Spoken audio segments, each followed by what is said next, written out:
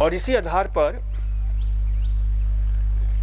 एक महान वैज्ञानिक हुआ है, विश्व का अध्यात्म वैज्ञानिक, जिसका नाम है भगवान महावीर। भगवान महावीर ने हमारे चित्त का विश्लेषण किया और कहा कि हमारे चित्त के भी 6 रंग होते हैं, जिसको क्या कहा कि भाई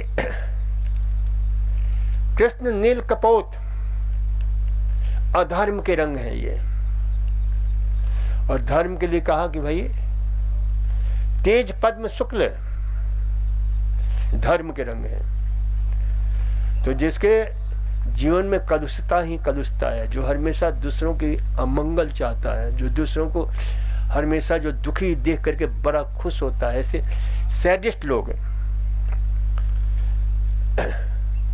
उनके बैठो उनके पास में तो काला रंग ही निकलेगा। काला, जिसको हम क्या बोलते हैं, सामान्य भाषा में बोल देते हैं ऑरा बोलते हैं, क्या बोलते हैं, प्रभाव मंडल। तो ये काला रंग, यानी उसके जीवन की, आप जो पास में बैठो आपके भी सारे रंग को सोख लेगा। और कभी कभी जो ना देखते हो ना, आपकी इच्छा होती है इस आदमी के पास बैठना चाहिए, किसी के पास इच्छा होती है इसके पास से दूर ही रहो जितना हो सके, कोई परिचय नहीं है, लेकिन लगता है कि इसके पास नहीं बैठना चाहिए। क्यों? तो उसके विचार जो है ना ऐसे निगेटिव है। इस प्रकार के जो दूसरों का अमंगल ही अमंगल चाहता है, सपने में भी अमंगल सोचता रहता है। तो इसलिए जो है इसे ध्यान रखो।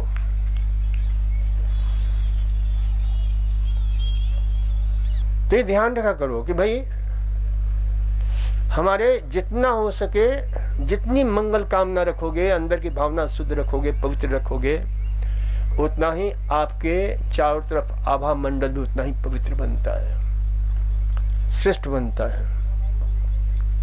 जैसे जैसे हमारे विचार शुद्ध होते जाते हैं, कृष्ण से क्या होता है, नील होता है, यानी थोड़ा सा कालापन दूर हो गया, नीला रंग आ गया।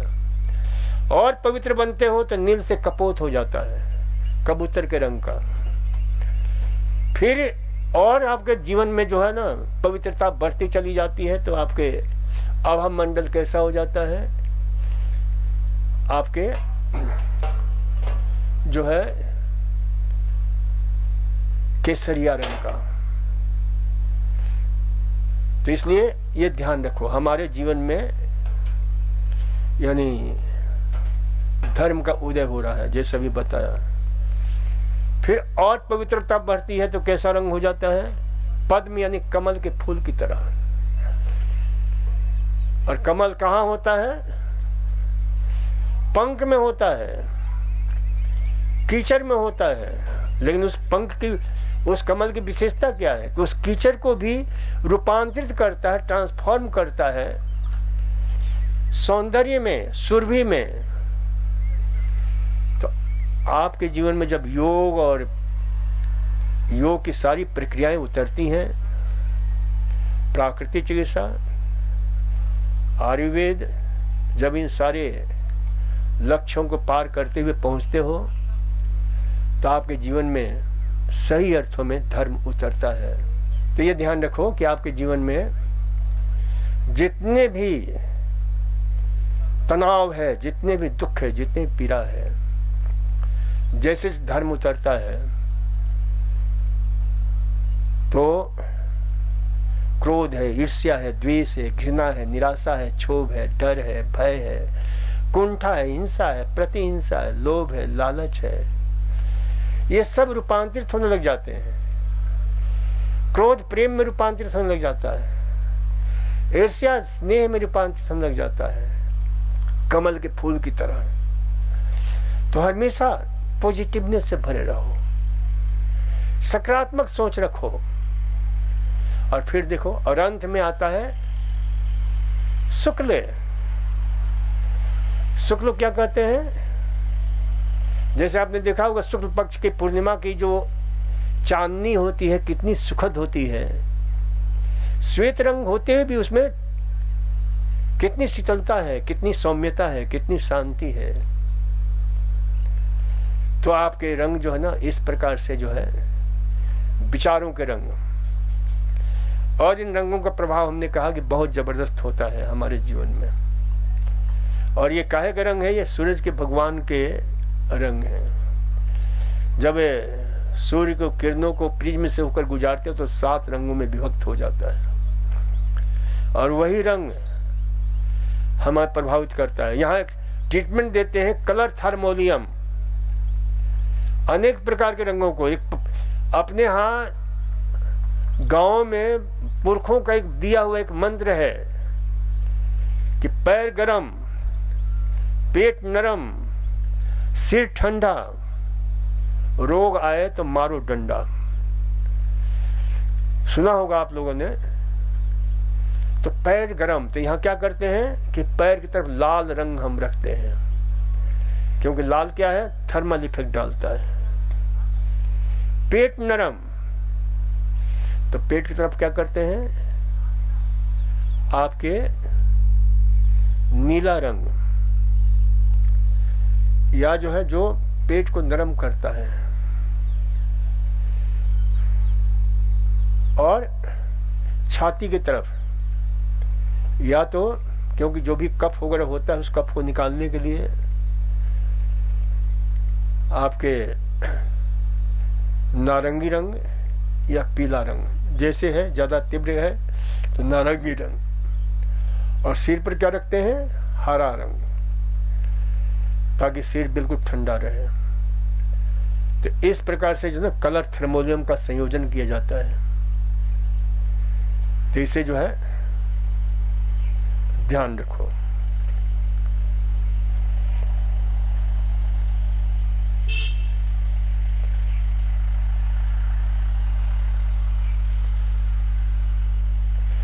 एलर्जिक डर्मेटाइटिस को कैसे ठीक करें? देखो, कोई भी डर्मेटाइटिस हो, सीधी सी एक चीज ध्यान रखो कि फल पर आ जाओ, रस पर आ जाओ। देखो, जो भोजन है आपका वो रॉ मटेरियल है आपके शरीर के, जो मुख्य रूप से जो सप्त धातु बोलते हैं, अष्ट धातु बोलते हैं, जिसको बोलते हैं रस, रक्त, मांस, मज्जा, मेद, अस्थि, ओज, वीर्य, तेज। अब ये काहे से बनता है? आहार से बनता है, भोजन से बनता है। तो सुपीरियर क्वालिटी का आप आहार लोगे। सुपीरियर क्वालिटी का आहार का मतलब क्या होता है कि आपके आहार में 80% क्षारीय तत्व होना चाहिए, 20% अम्लीय तत्व होना चाहिए। क्षारीय तत्व क्योंकि आपके जो खून है, आपका जो बॉडी फ्लूइड है वो क्षारीय है। वह जो है 7.40 प्लस माइनस 0.05 है, यानी 7.35 से लेकर के 7.45 के बीच में वो रहता है, तो आप स्वस्थ रहते हो। तो ये जो है हमारे बॉडी फ्लूइड का, हमारे खून का पीएच होता है। तो इसको मेंटेन करो। लेकिन हम क्या करते हैं? अधिकांश हम एसिडिक फूड खाते रहते हैं, जहरीला आहार, ये तली भुनी चीजें, ये प्रोसेस्ड फूड, ये जंक फूड, ये फास्ट फूड। तो एलर्जिक क्या बहुत सारी बीमारियां होगी, क्योंकि उसमें इतने सारे जहरीले तत्व होते हैं उसमें जो है। तो उन सब का प्रयोग मत करो। अल्कलाइन फूड के लिए ताजी हरी सब्जियां, फल पर्याप्त मात्रा में खाओ। मौसम के साथ जो भी फल मिलता है, अभी समय फल मिलता है, तरबूजा है, बहुत शानदार है, दी बेस्ट अल्कलाइन फूड है। इसको मैं बोलता हूं ये मिनरल वाटर का खजाना है। हम तो कई लोगों को, क्या मैंने लेक्चर में भी कई बार हमने बताया है, लोग जो है सुन करके उसका लाभ उठाए हैं। ब्लड प्रेशर है, हृदय रोग है। अब देखो, एक उदाहरण मैं आपको दे दूं ताकि आपको समझा से, सैकड़ों एग्जाम्पल है। एक मेरे पास बहुत बड़े बिल्डर्स वहां बंबई के भर्ती हुए, 80 साल के 85 साल के थे, उनके घुटने में दर्द था, डायबिटीज था और बहुत सारी तकलीफें थी। तो हमने उनको जो है, मेरे पास भर्ती थे, मैंने उनको कहा कि भाई देखो तरबूज कल्प कर लो। उनको समझाया, तरबूज कल्प कर लिया। 1 महीना तरबूज कल्प किया, 10 किलो वजन कम कर लिया, घुटने का दर्द गायब हो गया, डायबिटीज मुक्त हो गए। फिर उन्होंने एक दिन ऐसा हुआ, क्योंकि उन्होंने कहा कि डॉक्टर साहब मेरी इतनी बीमारियां थी, ये तरबूज में इतनी कमाल के गुण भरे हैं और मेरे को बिल्कुल ठीक कर दिया। तो वो बिना पूछे हुए मेरे से बाहर निकल गए। मैं उन दिनों राजस्थान में ही था, सीकर के पास में कायाकल्प केंद्र हमने शुरू किया था। तो वहां पर जो है ना, जा करके 1 ट्रक तरबूज खरीद करके लेकर के आ गए और कहने डॉक्टर सारे रोगियों को यही खिलाओ आप। अरे मैंने कहा कि महाराज हम खिलाएंगे, अपने तरफ से खिलाएंगे। फिर उस तरबूज को मैंने गांव में बंटवाया वहां पर। तो ये तरबूज क्या है? मिनरल वाटर का खजाना है। इसमें सारे इलेक्ट्रोलाइट्स, सोडियम है, पोटेशियम है, आर्सेनिक है, मोलिब्डेनम है, स्ट्रांसियम, यानी हर परमात्मा जो है उसमें कितने अद्भुत भर रखा है। बिल्कुल मिनरल वाटर जो बात कहते हैं ना, ये मिनरल वाटर का खजाना है। ये किडनी के लिए, ब्लड प्रेशर के लिए बिल्कुल कमाल का काम करता है, मोटापा के लिए। इसलिए हमने एक सूत्र बना दिया, जो लोग तरबूज जैसे हैं वो लोग तरबूज का कल्प करते हैं, 1 महीना तरबूज कल्प कर लीजिए, लौकी और ककड़ी जैसे पतले हो जाएंगे। तो ये जो है ना तरबूज कल्प बहुत ही, तो ये हिम्मत चाहिए कि हमको स्वस्थ होना है। ककड़ी का है, खीरे का रस है, ये सब क्या है?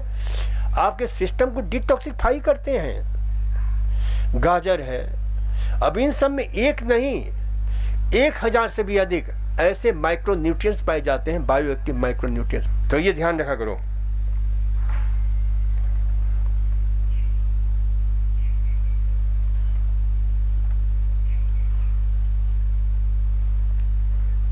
अब यूट्रस के साइज बढ़े हुए हैं, मल्टीपल फाइब्रोइड्स है। अरे इसके भी वही रसाहार कराओ। हमने तो कई सिस्ट के रोगियों को सिस्ट खत्म कर दिया, सिर्फ रसाहार फलाहार। ये कहा कि 15 दिन करो, 20 दिन करो, सबसे सरल चिकित्सा। और यहां जो हमारे वैद्य देते हैं दवाई, वो लेते लो।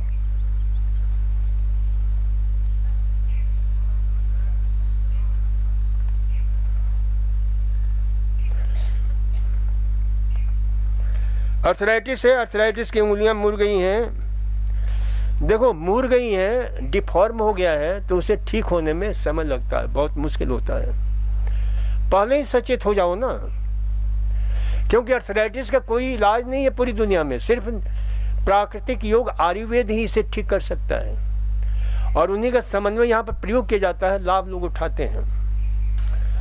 तो ये ध्यान रखो। और इसमें भी भोजन की बहुत बड़ी, मैंने कहा ना कि भाई भोजन रॉ मटेरियल है, जैसा रॉ मटेरियल होगा सुपीरियर क्वालिटी का डालोगे, सुपीरियर क्वालिटी के रस, रक्त, मांस, मज्जा, मेद, अस्थि, ओज, बीर, तेज का निर्माण होगा। और इन्फीरियर क्वालिटी के डालोगे तो इन्फीरियर क्वालिटी, फिर वो आपकी जो है कोलेस्ट्रॉल बढ़ेगा, यूरिक एसिड बढ़ेगा, यूरिया बढ़ेगा, क्रिएटिनिन बढ़ेगा। ये जितने भी इस प्रकार के जो है ना कहते हो कि ये हमारा बढ़ गया, ये हमारा अधिक हो गया, ये मेरा हो गया, ये सब उल्टा पुल्टा खाने का प्रतीक है। तो खान पान को इसे भी हमने तो आहार पर बहुत काम किया है, बहुत काम किया है। 50 साल हो गया मेरे काम करते हुए इस आहार पर। लोगों को हमने इसलिए आहार पर हमने पुस्तकें लिखी 1400-1500 पेज का, जो अभी 3 भाग में प्रकाशित है, अभी आगे प्रकाशित होने वाली है। तो ये जो है आहार, एक एक आहार अपने आप में बहुत बड़ी औषधि है। Food as a medicine. और हमारे पुरखों ने भी कहा है, यदि पथ्यम किम औषधि, यदि पथ्यम किम औषधि। यदि आहार सही है तो दवा की क्या जरूरत है, और आहार सही नहीं तो दवा की क्या हो सकता है। पथ्य अस्ति गदा तस्य किम औषध निस्वने, पथ्य अस्ति गदा तस्य किम औषध निस्वने। इसका भी यही अर्थ होता है, बिना अपि भेजै व्याधि पथ्यादेव निवर्तते, न तो पथ्य भिन्नस्य भेजा नाम सतैरपि। एक से बढ़कर एक मंत्र हमारे पुरखों ने दिया, और बड़ा वैज्ञानिक मंत्र है।